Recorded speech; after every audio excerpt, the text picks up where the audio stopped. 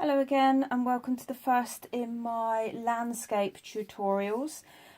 Today we're just going to be looking at choosing our fabrics, looking at different colours and textures and how they go together. So no actual sewing today, just a lot of placing ready for sewing next time. So as you can see on my desk I've got a big bundle of fabrics, all sorts of different colours. I've decided to do this landscape in beiges, greys, some sort of orangey sort of rusty colours. You can do landscapes in whatever colour you like. Just remember that it doesn't have to be the same colour as it is in real life.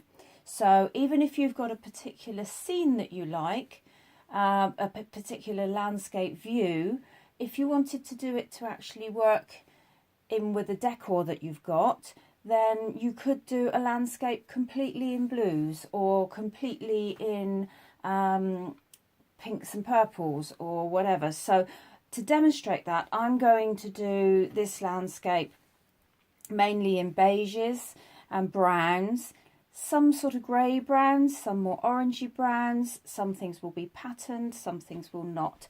Got all sorts here. I've got my trusty sari silk. I've also got this lovely fabric with the writing on, and I've actually got two lots of that, so that's slightly more faded. Beautiful, beautiful vintage lace. Lovely excuse me, lovely vintage fabrics, slightly thicker vintage lace. I've got greys, all sorts of weight. This is upholstery weight fabric, obviously some organzas, lovely sort of coppery coloured fabric, and some wool fabric, and some other bits and pieces as well. Here we are. So lots and lots of different types of fabric. I won't end up using them all, but it's a really good idea to gather together at the beginning of doing a landscape everything that you think has the possibility to actually go together. And then you will find that you will cherry pick and you will offer bits up and you will take bits out until you've got a composition of colour and texture that you're actually happy with.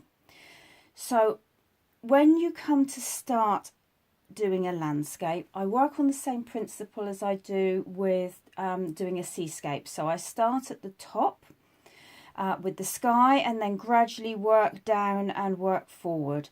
So as you're actually coming down through, you have lighter weight and finer fabrics at the top, because obviously that's the bit of the landscape that is further away.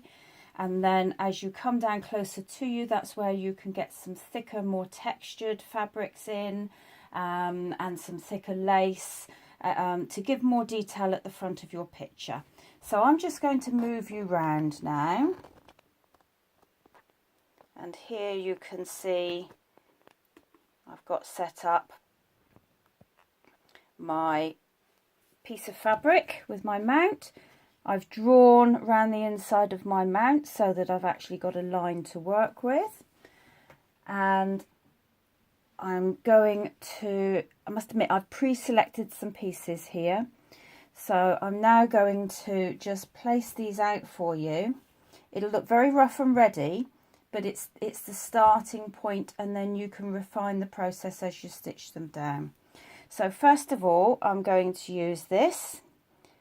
This is just a little bit of satiny type fabric, and put that there.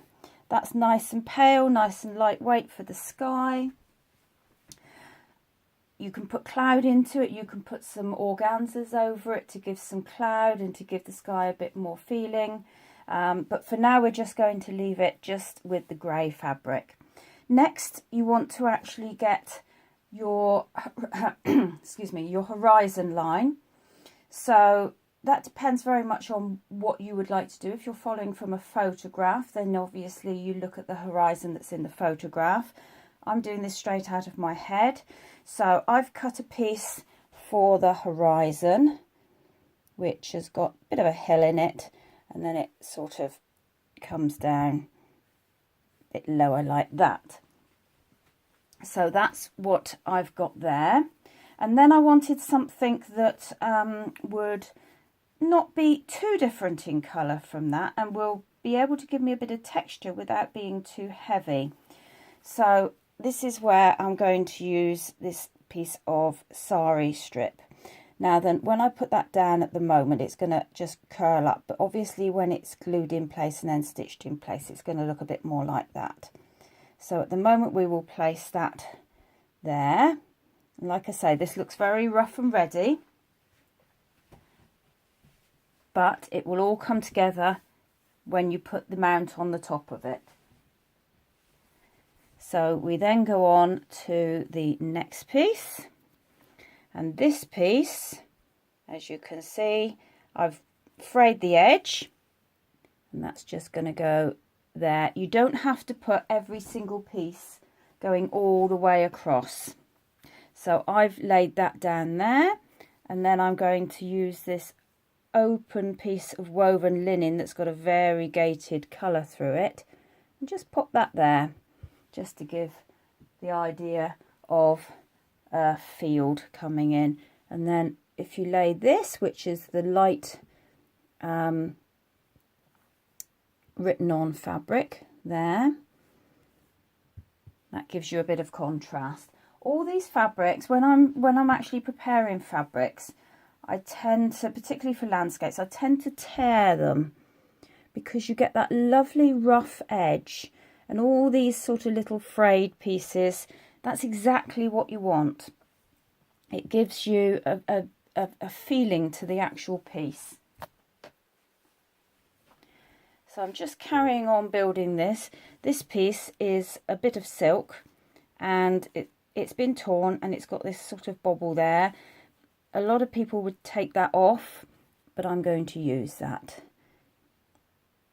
And that can go along there like that.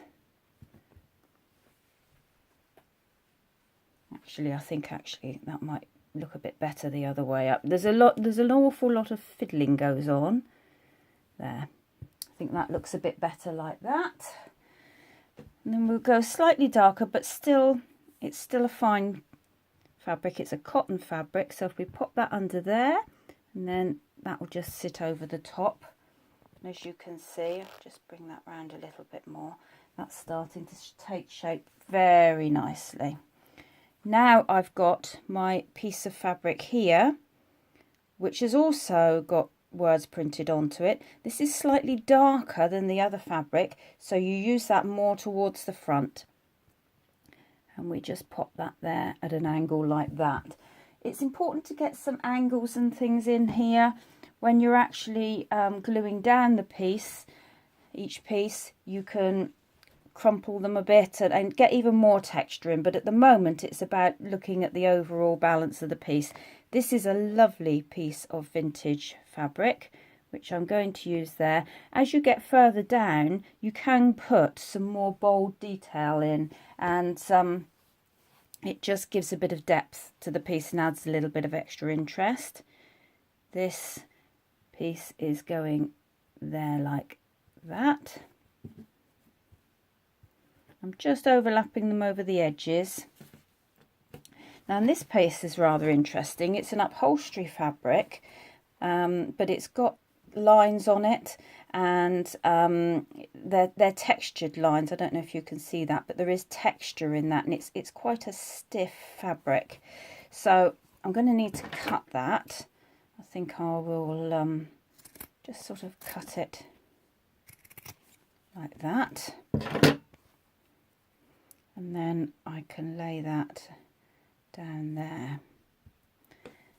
And then finally, a piece of this dark grey, which I'm not exactly sure really at the moment where that's going to go, but that's going to go roughly about there.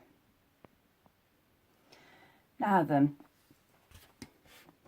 like I say, I pre-prepared those so that I knew when I was showing you where they're going to go. You can happily play around with this for hours and hours until you're happy with something. And you're probably looking at that now and thinking, well, that doesn't really look anything at all. It just looks a bit of a mess. Actually, if you put the mount over the top, like this, you can see how that is starting to take shape.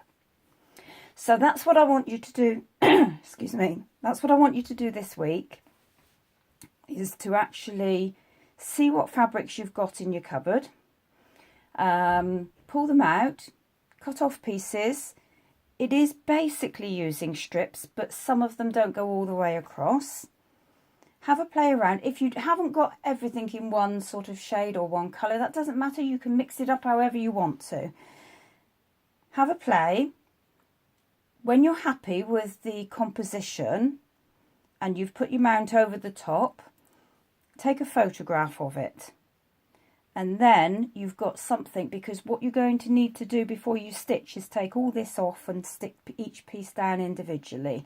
So you're going to need to have a photograph of that, because you're never going to remember where every piece goes.